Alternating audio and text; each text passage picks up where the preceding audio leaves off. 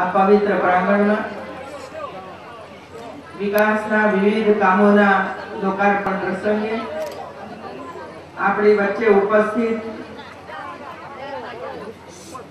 આજ વિસ્તારના લોકપ્રિય ધારાસભ્ય અને રાજ્યના ગૃહમંત્રી આદરણીય રજનીભાઈ પટેલ, રાજ્યના કાયદા મંત્રી, ટુરિઝમના મંત્રી ભાઈ શ્રી પ્રદીપસિંહ જાડેજા, આજ વિસ્તારના લોકપ્રિય સાંસદ બેન શ્રી જયશ્રીબેન પટેલ, જિલ્લા પંચાયતના પ્રમુખ શ્રી જયંતિભાઈ પટેલ, प्रदेश भारतीय जनता पार्टी महामंत्री श्री केसी पटेल, धारासभ्य श्री पूर्व मंत्री ऊंझाना धारासभ्य भाई श्री नारायणभाई पटेल, जिला भाजपा प्रमुख और धारासभ्य भाई श्री ऋषिकेशभाई पटेल, दस्तोईना धारासभ्य भाई श्री बाबूभाई पटेल, जिला महामंत्री श्री नितिन भाई और अशोक भाई, प्रवासन निगम चेरमेन श्री कमलेश भाई पटेल, अनुसूचित जाति निगम चेरमेन श्री रमेश भाई सोलंकी, तालुका पंचायत प्रमुख श्री गोबूबा झाला, पूर्व सांसद भाई श्री नटूजी ठाकुर, पूर्व धारासभ्य श्री कमाभाई राठौड़, श्री वधुभाई गोड़िया, एपीएमसी चेरमेन श्री विठ्ठलभाई पटेल, बहुचराजी देवस्थान ट्रस्टना सौ ट्रस्टीश्रीओ, मंच पर विराजमान अन्य सौ महानुभावों जेमना द्वारा जमीन एनायत थई छे एवा श्री गौतम भाई अने एमनो परिवार, बहुचराजी ग्राम पंचायतना सरपंच श्री कनुभाई बरवाड,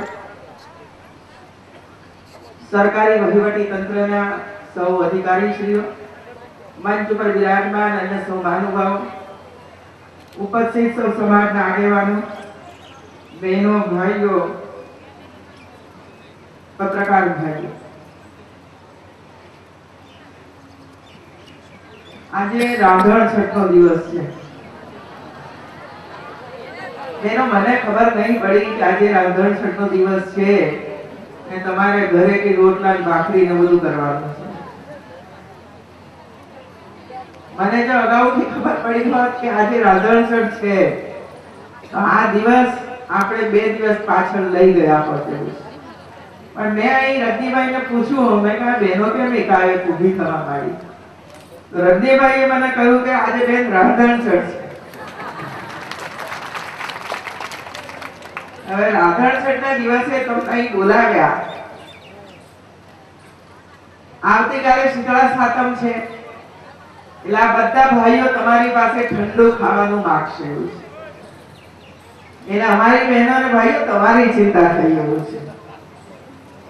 તમે જો ઘરેથી કહીને આવ્યા હોત કે બહેનો જાઓ આવતીકાલે શીતળા સાતમમાં ગરમ ખાવાનું આપશો તો પણ અમે ખાઈ લઈશું અને માતાજીની માફી માંગી લઈશું।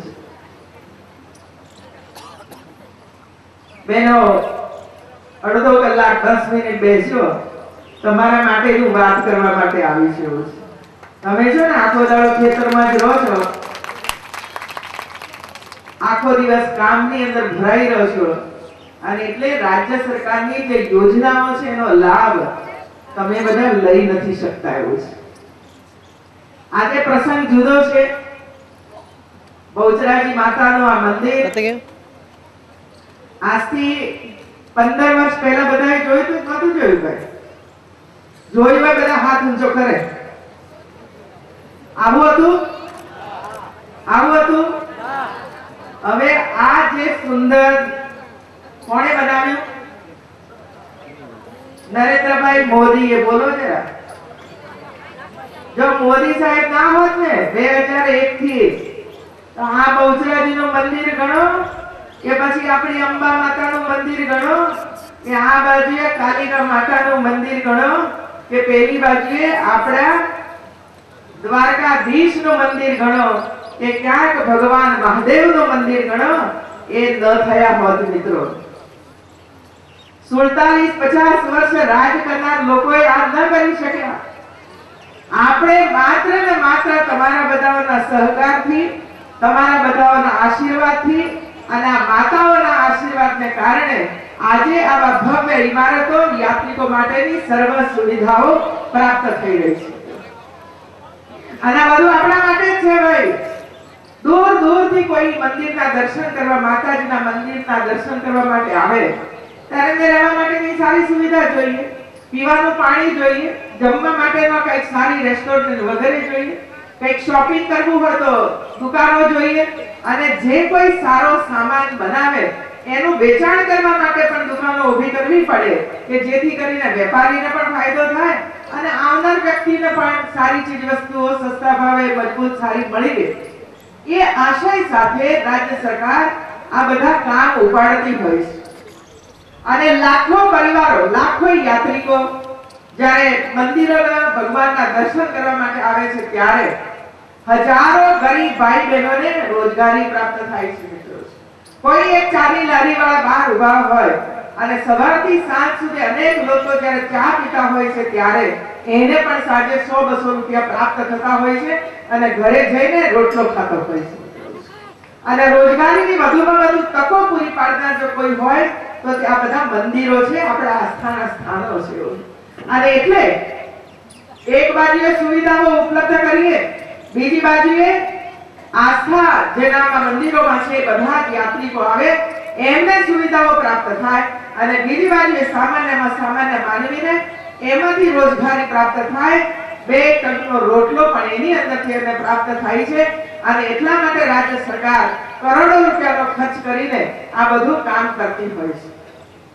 આ એકલા આટલા મંદિરોનું કામ નથી કરી મિત્રો, પણ બાપુજી મહારાજનું મંદિર પણ વર્ષોને વર્ષોથી હતું એવું છે. કોણે એના તરફ નજર નાખી હતી એવું છે. અને એટલે બાપુજીનું મંદિર હોય કે કોઈ પણ આસ્થાના સ્થાન હોય. એટલું નહીં, આપણા ઇતિહાસકારોએ પણ આપણને ભૂલાવી દીધું કે આઝાદી જંગ જ્યારે ચાલતો હતો, આઝાદીનું આંદોલન અંગ્રેજોની સામે જ્યારે ચાલતું હતું ત્યારે માત્ર ને માત્ર એક જ ઘટના આપણને યાદ છે મિત્રો, બાકી કોઈ ઘટનાઓ આપણને યાદ નથી. પરંતુ મારે આજે કહેવું છે આપ સૌને પણ, આપણો નવો જિલ્લો બન્યો પંચમહાલ, ગણો તો પંચમહાલ, એ જિલ્લાની અંદરના આદિવાસી ભાઈ બહેનોએ પણ આઝાદીના આંદોલનની અંદર ભાગ લઈને 2000 કરતા વધારે આદિવાસીઓને ખોર થયા હતા, મારી નાખવામાં આવ્યા હતા, ગોળીઓથી ભીંજી દેવામાં આવ્યા હતા. પરંતુ આપણા ઇતિહાસના કોઈ પાના ઉપર આની ઘટના લખવામાં નથી આવી. આની ઘટના નથી આવી. એક જ ઘટના જલિયાવાલા બાગ, દિલ્હીની અંદર જલિયાવાલા બાગની ઘટના આપણને સૌને યાદ છે કે ત્યાં આવી રીતે બધા ભેગા થયેલા અને પછી ગોળીઓ અંગ્રેજોએ ચલાવી અને કૂવામાં બધા પડી ગયા અને સામે દિવાલો ઉપર એની નિશાનીઓ આજે પણ આપણે જ્યારે દિલ્હી જઈએ છીએ ત્યારે જોઈએ છીએ. પરંતુ માનગઢ આદિવાસી વિસ્તારનો પટ્ટો અને એની અંદર જ્યારે અંગ્રેજો પહોંચ્યા અને એનો સામનો જ્યારે અંગ્રેજોની સામે આદિવાસી ભાઈ બહેનો કરતા હતા ત્યારે 2000 કરતા પણ વધારે આદિવાસીઓ એની ગોળીઓનો ભોગ બન્યા છે. જે જલિયાવાલા બાગની અંદર પણ 1200 હતા એમને શહીદો થયા હતા, એના કરતા પણ 1.5 ગણા વધારે, જલિયાવાલા બાગ કરતા પણ 1.5 ગણા વધારે માનગઢની અંદર થયા. આવા આપણા વિશિષ્ટ સ્થાનો છે મિત્રો, જ્યાંથી આપણને પ્રેરણા પ્રાપ્ત થતી હોય છે, જ્યાંથી આપણને કંઈક નવું કરવા માટેનું મનમાં સર્જન થતું હોય છે. અને આજે હજારો ભાઈ બહેનો માનગઢની અંદર શીશ નમાવે છે કે તમારા જ પ્રતાપને કારણે આજે હિન્દુસ્તાનની ધરતી અંગ્રેજોમાંથી મુક્ત બની છે. આજે સમય છે આવા લોકોને યાદ કરવા માટેનો, અને એટલા માટે નરેન્દ્રભાઈ મોદીએ આવા સ્થાનો શોધ્યા કે જે ભૂલાઈ ગયા હતા મિત્રો. ઇતિહાસના કોઈ પાના ઉપર આ પ્રકારની ઘટનાઓ ગુજરાતની અંદર જે બની છે એનો કોઈ ઉલ્લેખ કરવામાં નથી આવ્યો. જ્યારે આપણે બધું સંશોધન કરીને કઈ જગ્યાએ આવી ઘટનાઓ બની, કેટલા ભાઈ બહેનો એની અંદર શહીદ થયા, એવા બધા સ્થાનો શોધીને એક પવિત્ર ભૂમિ તરીકે અને શહીદોના સ્મારક બનાવી સદાય એમને આપણે પ્રણામ કરતા રહીએ, વંદન કરતા રહીએ અને એમાંથી એક દેશભક્તિનો સંદેશો લઈને આપણે જઈએ અને દેશ માટે કામ કરીએ. એ જ ભાવના એની પાછળ રહેલી હોય છે. આજે આપણે બધા સરદાર પટેલને યાદ કરીએ, શાના માટે યાદ કરીએ છીએ મિત્રો? શું કર્યું તો એવા સરદાર પટેલે? આપણે બધાને ખબર છે મિત્રો, 1947 ની અંદર આઝાદી મળી અને અંગ્રેજો ચાલ્યા ગયા. એમને ખબર હતી કે આ દેશ કદી પણ એક બનવાનો નથી હોઉં, કારણ કે જે દેશની અંદર 430% પણ વધારે રાજા રજવાડાઓ હોય, દરેકના સ્વતંત્ર રાજાઓ હોય, એ સ્વતંત્ર રાજાઓ કદી પણ એક નથી થવાના અને ભારત કદી પણ અખંડ ભારત નથી બનવાના. અને એટલા માટે આઝાદી આપવામાં કોઈ વાંધો નથી મિત્રો. આ મનસા હતી એમની, અને એટલે ઇતિહાસ એમ કહે છે ગાંધીજીના નેતૃત્વ નીચે અનેક લોકો ભેગા થયા કે આઝાદી તો મળી પણ અખંડ ભારત કોણ બનાવશે. રાજા રજવાડાઓને સમજાવીને સ્વતંત્રતા એમની જાય અને એમને જે કંઈ લેવું હોય લઈ અને એક ભારત બને એના માટેનો પ્રયત્ન કોણ કરશે. ત્યારે કોઈની હિંમત નથી મિત્રો, કોઈની હિંમત નહોતી, એક જ વ્યક્તિની હિંમત હતી અને સૌએ એક સાથે જવાબ આપ્યો મહાત્મા ગાંધીજીને કે સરદાર પટેલ સિવાય ભારતને એક કોઈ નહીં કરી શકે. સરદાર પટેલ સિવાય ભારતને એક કોઈ નહીં કરી શકે. અને સતત 3 વર્ષ સુધી 1000 કરતા પણ વધારે દિવસો નો સમય કાઢીને સરદાર પટેલે એક રાજા રજવાડાઓને મળીને શાંતિથી સમજાવીને એમના રાજા રજવાડાઓને દેશની ધરતીને સોંપી દીધા. મિત્રો આજે પણ પડોશની અંદરથી 1-2 ઇંચ કે અડધો ઇંચ જમીન કોઈ પડાવી લે ને તો પણ ધારિયા ઉડે છે. અને ક્યાંક મકાન બંધાતું હોય અને કદાચ આગળ પાછળ થોડી જમીન આગી પાછી થઈ જાય ત્યારે પણ મારામારી થાય છે. આપણે 1 ઇંચ જમીન પણ છોડવા માટે તૈયાર નથી હોતા. ત્યારે 430 કરતા પણ વધારે રાજા રજવાડોએ કરોડો રૂપિયાની સંપત્તિ આ દેશના ચરણે ધરી દીધી મિત્રો. એ યાદ રાખવું જોઈએ આપણે સૌએ મિત્રો. અને ત્યારે જઈને ભારતની આઝાદી આપણને પ્રાપ્ત થઈ અને દેશ એક બન્યો, આપણું પોતાનું સ્વરાજ આવ્યું. એ સ્વરાજ આવ્યો એને સ્વરાજ બદલવા માટે આપણે 2014 ની અંદર આજ ગુજરાતમાંથી આપણા જ એક નવરત્ન યુવાન નરેન્દ્રભાઈ મોદીને દિલ્હીના દરબારમાં મોકલી આપ્યા દેશની પ્રગતિ અને વિકાસ કરવા માટે. કોનામાં હિંમત હતી ભાઈ? 17 વાર ભગવાન શિવના મંદિર ઉપર હુમલા થયા હતા. આખું સોમનાથના મંદિરને ધ્વસ્ત કરી દીધું હતું અને છતાંય કોઈ હિંમત નહોતી કરી અને પુનઃસ્થાપન કરવા માટે. અને એ ભારતના ગૃહપ્રધાન આપણા જ ગુજરાતના સપૂત દેશના નાયબ વડાપ્રધાન સરદાર વલ્લભભાઈ પટેલ શપથ વિધિ લઈને સૌથી પહેલા સોમનાથના ભવ્ય મંદિર ઉપર પહોંચ્યા હતા. ભવ્ય મંદિરનું નિર્માણ કરવા માટે પહોંચ્યા અને ત્યાં જઈને શપથ લીધી હતી. એમણે સમુદ્રના પાણીની અંદરથી અંજલિ લઈ શપથ લીધી ભગવાન સોમનાથનું મંદિર આ જ દેશ ફરીથી બનાવશે. અને આજે એ જ ભગવાન સોમનાથનું મંદિર ઝળહળતું બનાવી દીધું છે મિત્રો.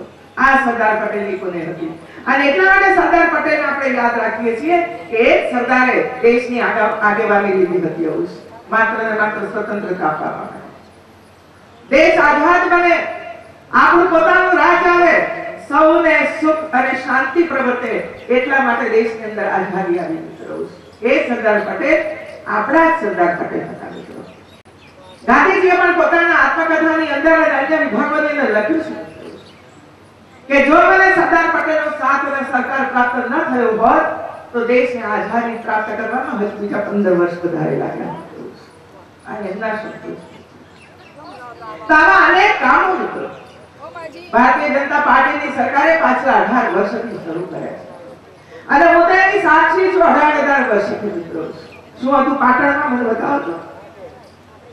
શું હતું માંડલની અંદર, માંડલ વિધાનસભાની અંદર આ બેઠા મારા બધા મિત્રો છે.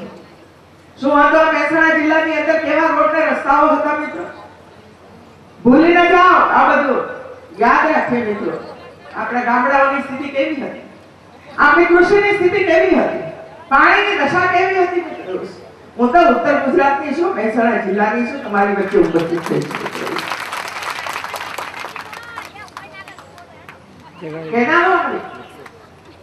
કેનાલો સુનામી ભાઈ, નર્મદાનો ડેમ જગાડી દીધા. કોણે અધૂરો છોડી દીધો?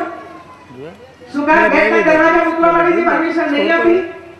8 વર્ષ સુધી નરેન્દ્રભાઈને લટકાવી રાખ્યા.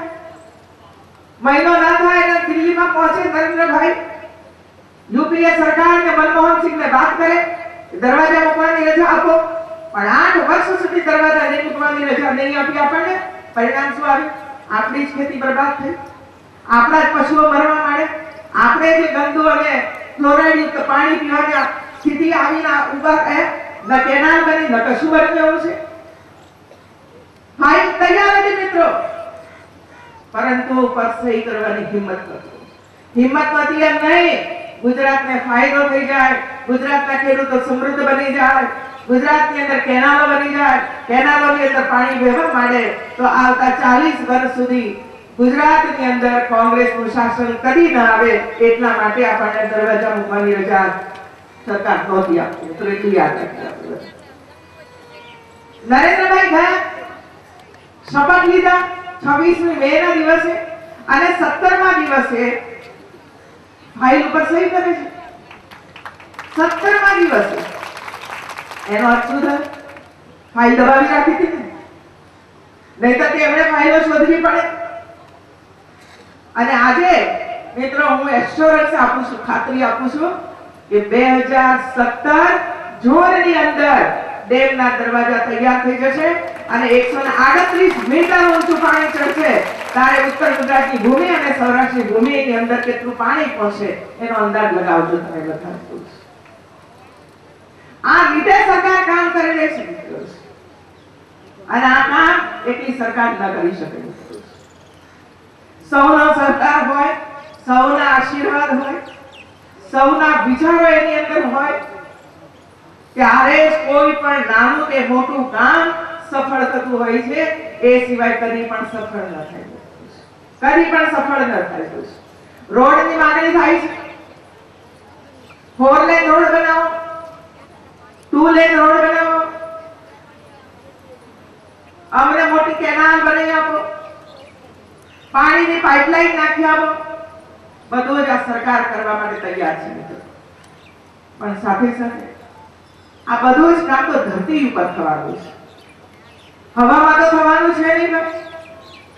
અને એટલે જો ખેડૂત સહકાર ન આપે, ખેડૂત પાઇપલાઇન નાખવા માટેની મંજૂરી ન આપે, તો લાઈન નહીં નખાય. લાઈન ન નખાય તો પાણી ના આવે, પાણી ન આવે તો તમને બધાને પાણી ન મળે મિત્રો. આજે હું એક યુનાઇટેડ નેશન જે બાન કી મૂન વાઇબ્રન્ટ ગુજરાત સમયે અહીં આવ્યા હતા મિત્રો. આપણી આબરૂ કેટલી છે એનો અંદાજ હું તમને આપું છું. બાન કી મૂન એટલે ત્યાંના પ્રેસિડેન્ટ, એ આપણા ત્યાં આવ્યા હતા. એ પોતે કેનાલ ઉપર નરેન્દ્રભાઈના પોતાના વિચારને કારણે કેનાલ ઉપર સોલર પાવરની પેનલો નાખી અને એમાંથી સૂર્ય શક્તિનો ઉપયોગ કરીને વીજળી પેદા કરી. એનું ઉદ્ઘાટન વડોદરાની અંદર બાન કી મૂનના હસ્તે કરાવ્યું હતું. એ બાન કી મૂન જ્યારે યુએન પાછા ગયા ત્યારે એના નીચેની કેટેગરીના માણસને એમ કહ્યું કે તમે ગુજરાત સૌથી પહેલા જાઓ અને ગુજરાતમાં જઈને કેનાલ ઉપર જે સોલર પાવરની પેનલો નાખીને સૂર્ય શક્તિનો ઉપયોગ કરીને જે સૂર્ય શક્તિ ઇલેક્ટ્રિક પેદા કરી છે જોઈ નાખો. અને આજે સવારે એ બાન કી મૂનના કહેવાથી અધિકારી અહીં આવ્યા, એમની સાથે મારે 1 કલાક મીટિંગ થઈ. અને આજે અહીં કડીની અંદર જે આપણે કેનાલ બનાવી છે એના ઉપર જે સોલર પાવર મૂક્યા છે જોવા માટે આજે ત્યાં પહોંચ્યા છે. એમને ત્યાં મૂકીને હું અહીં આવી નીકળ્યો છું. આપ વિચાર કરો, વિશ્વના દેશો પણ આપણું કામ અહીં જોવા માટે આવે છે, ત્યારે આપણી નજર વિશ્વના દેશો ઉપર છે. આપણે કેવી રીતે કામ કરી રહ્યા છીએ એ કામ જોવા માટે વિશ્વના દેશો જ્યારે આપણી ધરતી ઉપર આવતા હોય, આપણા ગુજરાતની અંદર આવતા હોય, ત્યારે ગુજરાત કેવું દેખાતું હશે એમને? બરાબર, ગુજરાત કેવું લાગતું હશે ભાઈ અમને? અને વિશ્વની અંદર અનેક દેશોમાં જતા હોય ત્યારે એ કમ્પેર કરતા હોય છે કે જુદા જુદા દેશોની અંદર કેવા પ્રકારનું કામ થઈ રહ્યું છે. કોઈ પણ વ્યક્તિ મૂડી રોકાણ આવે છે ત્યારે કોઈ એમનેમ ના આવે ભાઈ. 1 રૂપિયો નાખે ને $1 પ્રાપ્ત થાય ત્યારે જ કોઈ મૂડી રોકાણ કરવા માટે આવે. અહીં જે કોઈ હોન્ડા વગેરે આવ્યા છે ને એ એમનેમ નથી આવ્યા. એ નરેન્દ્રભાઈની આબરૂ અને ગુજરાતની 6 કરોડની પ્રજાને જોઈને આપણી વચ્ચે અહીં આવ્યા છે કે ભાઈ ગુજરાત છે, આપણને કોઈ તકલીફ નહીં પડે, આવો મૂડીરોકાણ કરો તેવું છે. અને આજ કોના માટે કરીએ છીએ? આ કોના માટે કરીએ છીએ ભાઈ? યુવકો માટે કરીએ છીએ, યુવાનો માટે કરીએ છીએ. રોજગારી મારે નથી જોઈતી બેન. અહીં બેઠેલા કોઈને રોજગારીની જરૂર નથી. આવું છે રોજગારીની જરૂર છે 22, 30 કે 35 વર્ષના ઉંમરના યુવાનોને. આવું છે અને એ યુવાનોને આની અંદર રોજગારી પ્રાપ્ત થવાની છે.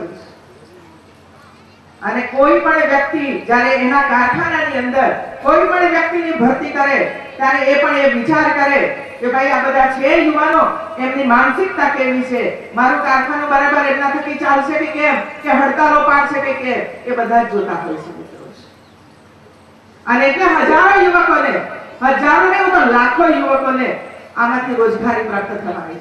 જઈને જોઈ આવો ભરૂચની આજુબાજુના વિસ્તારોમાં, વડોદરાની આજુબાજુના વિસ્તારોની અંદર એક ગામ એવું નથી કે આખા ગામના યુવાનો એની અંદર નાનું મોટું બધું જ કામ કરે છે. પણ હા, મારે તો વ્હાઇટ કોલર જોબ જોઈતી હોય તો જ પ્રાપ્ત નથી થતી. વ્હાઇટ કોલર જોબ તો બધે નથી. એવું ખુરશીમાં બેસીને હું કામ કરું એવી તો બધી નોકરીઓ નથી. અને એટલા માટે રાજ્ય સરકારે 4 દિશાની અંદર કામ કરવાનું શરૂ કર્યું છે.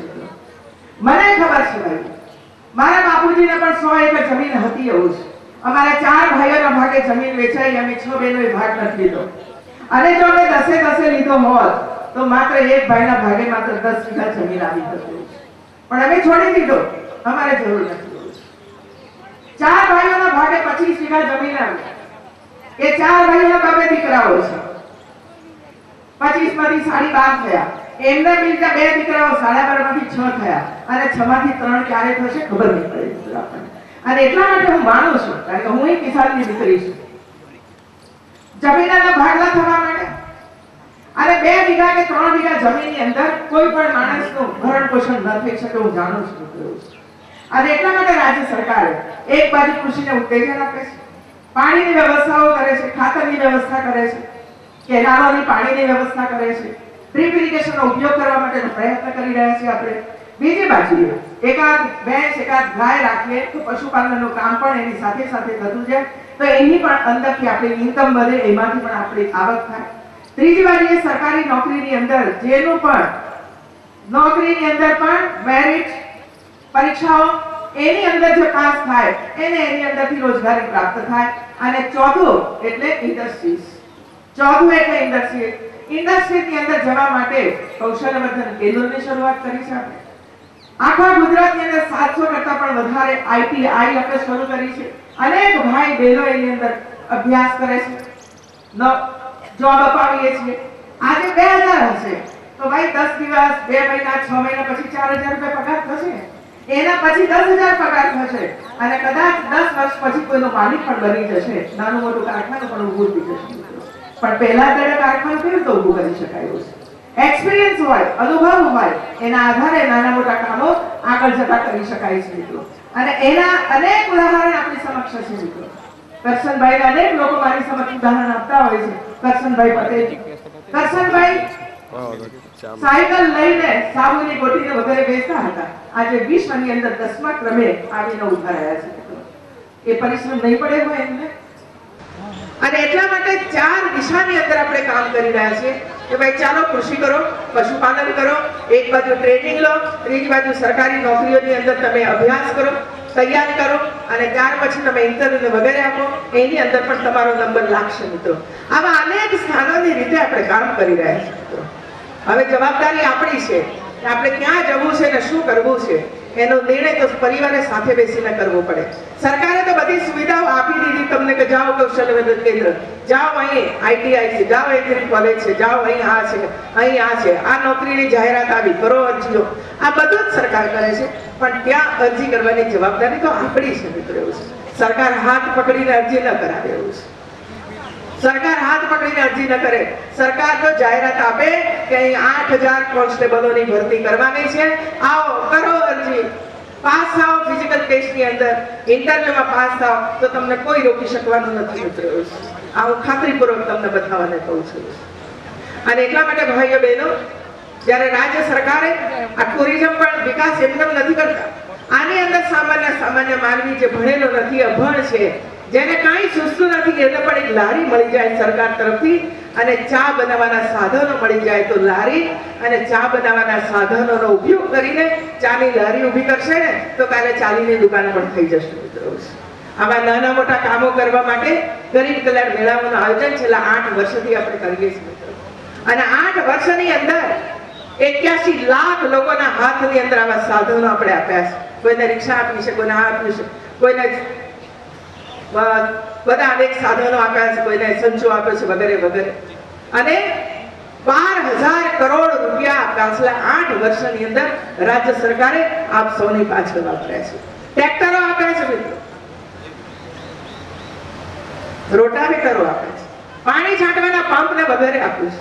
કૃષિના અંદર જોઈતા તમામ સાધનો રાજ્ય સરકારની સહાયથી પ્રાપ્ત થાય છે મિત્રો. અને હજુ પણ તમે મારા ધ્યાને કંઈ પણ લાવશો કે હજુ આ દિશાની અંદર આ કામ કરવું જોઈએ તો આપણી સરકારનું મન ખુલ્લું છે મિત્રો, મન ખુલ્લું છે. ક્યાંક પ્રાઇવેટ સ્કૂલોમાં, પ્રાઇવેટ કોલેજોની અંદર, એન્જિનિયરિંગમાં ઊંચી ફી ભરાય છે મિત્રો. ઊંચી ફી લેનાર કોણ છે? જરા વિચાર કરજો બધા ભેગા મળીને મિત્રો. રાજ્ય સરકાર તો ક્યાંક 25% એ ફી ની અંદર રાહત આપશે મિત્રો. પણ હું એમને પણ કહીશ કે આપ બધા ઊંચી ફી લો છો, લાખ રૂપિયા, 2 લાખ રૂપિયા, એની અંદર પણ ગરીબ વ્યક્તિને 25% રાહત તમે પણ આપો મિત્રો. 25% રાહત ગરીબના દીકરાને તમે પણ આપો. એમ એક તરફી ના ચાલે. મેં કીધું ભાઈ બંધ થયું છે. અને એટલે રાજ્ય સરકાર કોઈ પણ વિદ્યાર્થી અધવચ્ચેથી પોતાનો અભ્યાસ છોડી ન દે એની જવાબદારી એક સરકાર તરીકે મારી છે મિત્રો. સરકાર તરીકે મારી છે અને સરકાર એ જ કામ કરે છે મિત્રો. આજે અનેક વિદ્યાર્થીઓને આ પાછલા 3 જ મહિનાની અંદર 3000 વિદ્યાર્થીઓને 1.25 લાખથી માંડીને 5 લાખ સુધીની શિષ્યવૃત્તિ સરકારે સામે ચાલીને વિદ્યાર્થીઓને આપે છે. પણ કોઈને ખબર છે? જેને મળી છે બોલતું નથી, જેને મળી છે બોલતું નથી, અને જેને નથી મળી એ ચારે બાજુ બોલે છે કે મને આ ન થયું, મને તે ન થયું મિત્રો. સરકાર બધાનું કોઈનું શિક્ષણ બગડવું જોઈએ. બહેનો અહીં મારી બેઠી છે, કેન્સર થાય છે, અને એટલા માટે હું બહેનોને ઘણી વખતે બોલતી હોઉં છું કે આવો જરા આવી સભાઓની અંદર અને સાંભળો. સમગ્ર ગુજરાતની અંદર 30 વર્ષથી મોટી ઉંમરની તમામ બહેનોના કેન્સરની ટ્રીટમેન્ટ ચાલી રહી છે. કેન્સર માટે અમારા અધિકારીઓ બેઠા. કેટલી બહેનો ભાઈ પોતાને પૂછવા માટે કે તપાસ કરાવો ભાઈ મને કેન્સર છે કે નહીં. અને કેન્સર જ્યારે છેલ્લા સ્ટેજે આવે ત્યારે મારી ઓફિસમાં આવીને 2 બાળકોને લઈને મારી ઓફિસમાં આવે છે અને પછી મારી સામે રડારોળ કરે છે. બેન કેન્સર થયું, 2 લાખ રૂપિયા માંગે છે. ડોક્ટરને પૂછીએ છીએ ત્યારે ડોક્ટર એમ કહે છે તો છેલ્લા સ્ટેજે છે. આ 2 લાખ રૂપિયાનો ખર્ચ નથી કરી શકતા, તમને મને ખબર છે. અને એટલા માટે બહેનો ભાઈઓ, રાજ્ય સરકારે 1 જૂન થી શરૂઆત કરી. આખા ગુજરાતની અંદર પીએસસી સીએસસી સેન્ટરો અને જિલ્લાના હોસ્પિટલો, મોટી હોસ્પિટલોની અંદર બધી સુવિધાઓ ઉપલબ્ધ બનાવી. બહેનોનું બ્રેસ્ટ કેન્સર, ગર્ભાશયના મુખનો કેન્સર, જાઓ બહેનો ત્યાં ડોક્ટરને બતાવો અને ડોક્ટર તપાસ કરીને કહેશે કે બેન તમને કશું નથી, તારે આનંદ સાથે ઘરે જજો. અને ડોક્ટર એમ કે કેન્સરની અસર શરૂ થઈ છે ત્યારે તરત જ હોસ્પિટલની અંદર જાઓ. ડોક્ટર તમારી ફ્રીમાં સર્વિસ કરશે, દવાઓ મફતમાં આપશે અને એના માટે ઓપરેશન કરવાની જરૂર પડશે તો મફતમાં ઓપરેશન કરીને પણ મારી માતાને બચાવવા માટેની સરકાર કામ કરી રહી છે. પણ જવું છે કોને? શું આપણે દિવસની અંદર 2 કલાક ના કાઢી શકીએ? શું આપણી માને મરવા દેવી છે આપણે બધાઓએ? અને એ ઘરની અંદરથી માતા જ્યારે ચાલી જાય ત્યારે એનું બાળક એવું અનાથ બની જાય છે. એ તો અનાથાલયો આપણે જોઈએ ને ત્યારે ખબર પડે કે માં ગઈ અને બાળક એ અનાથાલયની અંદર આવ્યું, જેને કોઈ પૂછનાર નથી એવું. અને એટલા માટે બહેનો અને મારી આંગણવાડીની બહેનોને પણ મેં કહ્યું છે કે તમે જે આંગણવાડી જે ગામની અંદર ચલાવો છો એ ગામની અંદરની આંગણવાડીની બહેનોને મેં જવાબદારી સોંપી છે કે તમારા ગામની અંદર જેટલી પણ માતાઓ છે એ માતાઓને રોજ 10 બહેનોને લઈ જાઓ, રોજ 10 માતાઓને લઈ જાઓ હોસ્પિટલમાં અને ડોક્ટર એને જોઈ લે, તપાસ કરી લે અને જો કેન્સર નીકળે તો એની આગળ સારવાર થાય અને કેન્સર ન નીકળે તો માતાજીને પ્રાર્થના કરજો, આવીને અહીં જઈને નાળિયેર ચડાવી દેજો, કાશ માતાજી મને આની અંદરથી બચાવી દીધું. શું આ કામ સરકાર કરે છે? આ પ્રકારના કામો નહીં કરવા જોઈએ? શું બેન છેલ્લા સ્ટેજે પહોંચે, ડોક્ટર એમ કહે કે નાના 2 મહિનાથી વધારે બેન બચી શકે એમ નથી, 2 મહિના તો બહુ થઈ ગયું, ત્યારે આપણે હાથ જોડીને બેસી રહીએ છીએ. અને એટલા માટે અમે નિર્ણય કર્યો કે આપણે આ કામ કરવું જોઈએ. અહીં બાળકોને સુખડી આપવાની શરૂઆત કરી. શું કામ શરૂઆત કરીએ છીએ આપણે? ગુજરાતનું એક પણ બાળક કુપોષણ ન હોવું જોઈએ મિત્રો. શા માટે 3 મહિનાની અંદર બાળક મૃત્યુ પામે? આખી સરકાર છે આપણી સાથે બહેનો. હું જાણું છું કે તમે ઉછેર નથી કરી શક્યા બાળકોનો, સગર્ભાવસ્થાની અંદર સારો ખોરાક નથી લઈ શક્યા, તમારું પોતાનું શરીર પણ એ જ પ્રકારનું છે તો સ્વસ્થ બાળકનો જન્મ નથી આપી શક્યા, તો સરકારની ફરજ બને છે કે આવા બાળકોનું ધ્યાન રાજ્ય સરકાર રાખે. અને એટલા માટે સમગ્ર રાજ્યના 45 લાખ બાળકોનું સ્ક્રીનિંગ પૂરું કરાવી દીધું આપણે. એવું છે, કોઈને ખબર છે આ સરકારે કામ કર્યું છે? એવું છે, સ્ક્રીનિંગ પૂરું થયા પછી લગભગ 45,000 જેટલા બાળકો નીકળ્યા કે જો એને તાત્કાલિક હોસ્પિટલની અંદર તમે દાખલ ન કરો તો બાળક 3 મહિનાની અંદર આપણી વચ્ચેથી ચાલ્યું જાય. અને એટલા માટે આ બધા જ બાળકોને હોસ્પિટલની અંદર દાખલ કરવાની શરૂઆત કરી. સારામાં સારી દવાઓ મળી રહી છે, સારામાં સારા ડોક્ટરો એની સારવાર કરી રહ્યા છે. 21 દિવસ માતાએ અને બાળકને હોસ્પિટલની અંદર રહેવાનું, ખાવા પીવાનું બધું જ સારામાં સારી દવાઓ. મેં અનેક હોસ્પિટલોની મુલાકાત લીધી છે, ત્યારે બહેનો મને ખુશી છે કે જે બહેનો પોતાના બાળકને લઈને ગયા છે એ બાળક સ્વસ્થ થયા પછી બહાર નીકળ્યું છે. અને હું ગેરંટી સાથે કહું છું કે જે બાળકોને લઈને ગયું છે એ બાળક કદી પણ નહીં મૃત્યુ પામે, સારું શિક્ષણ કરીને આગળ વધવાનું છે. આ રાજ્ય સરકારે શરૂ કર્યું છે મિત્રો. અને એટલા માટે આંગણવાડીની અંદર આપતા તમામ બાળકોની સારી સારવાર થાય એના માટે રાજ્ય સરકારનો પ્રયાસ છે. અને આજે જ્યારે બહુચર માતાના ટ્રસ્ટે આવા બાળકોને દત્તક લઈ અને એમને સુખડી આપવાનું કામ કર્યું છે, એટલા માટે ટ્રસ્ટીશ્રીઓને પણ હું અભિનંદન આપું છું કે આ એક સારું કામ, ગરીબના બાળકનું કામ આપણે ઉપાડી શકીએ. એવી જ રીતે ભાઈઓ અને બહેનોનો ડાયાબિટીસ ટેસ્ટ અહીં બેઠેલા છે ને, હમણાં હાલ ટેસ્ટ કરવામાં આવે તો આમાંથી 30% ડાયાબિટીસ વાળા નીકળશે, ગેરંટી સાથે હું કહું છું. છે નહીં? 30% નીકળશે. પણ આપણને રોગની ખબર જ નથી પડતી મિત્રો. રોગની ખબર નથી પડતી, પણ રોગ અંદર ને અંદર કિડની ખલાસ કરી નાખે છે, ફેફસા ખલાસ કરી નાખે છે અને પછી માણસ ચાલ્યો જાય છે મિત્રો. અને એટલે ડાયાબિટીસ ટેસ્ટ કરાવવાની શરૂઆત કરી છે આપણે. અને ડાયાબિટીસ એ હોસ્પિટલોની અંદર શરૂ થયો છે. એનું ગ્લુકોમીટર, એના સાધનો કરોડો રૂપિયાનો ખર્ચ કરીને પીએસસી સીએસસી સેન્ટરમાં મોકલી આપ્યા છે.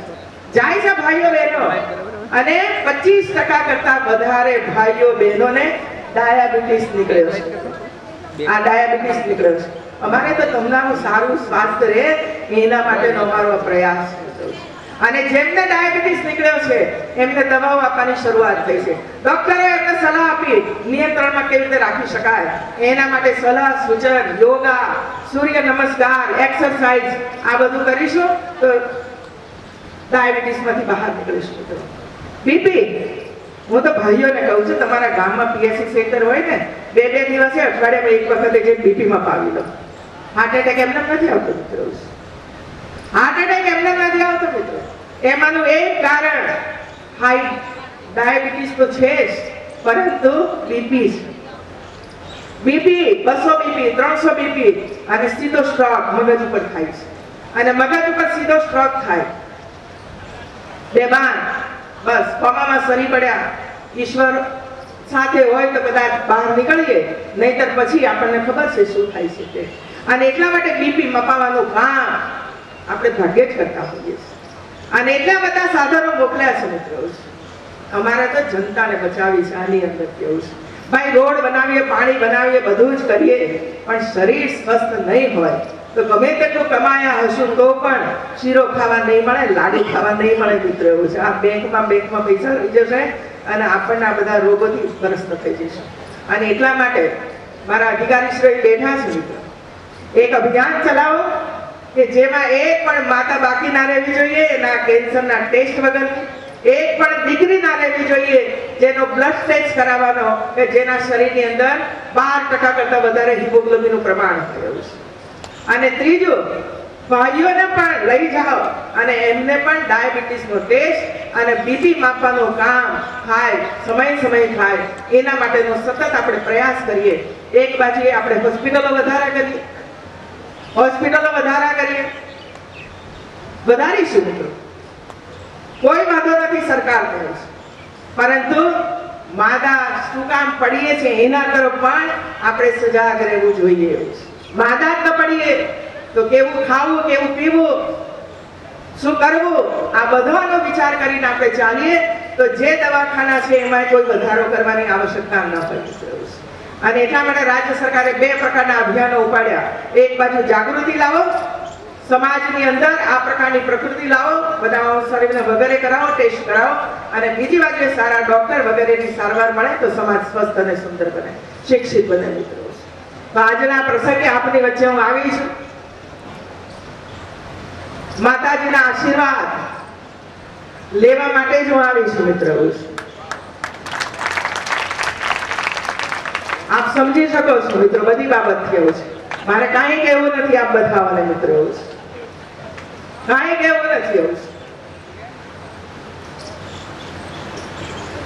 તમારી વચ્ચે જ ઉછરી છું.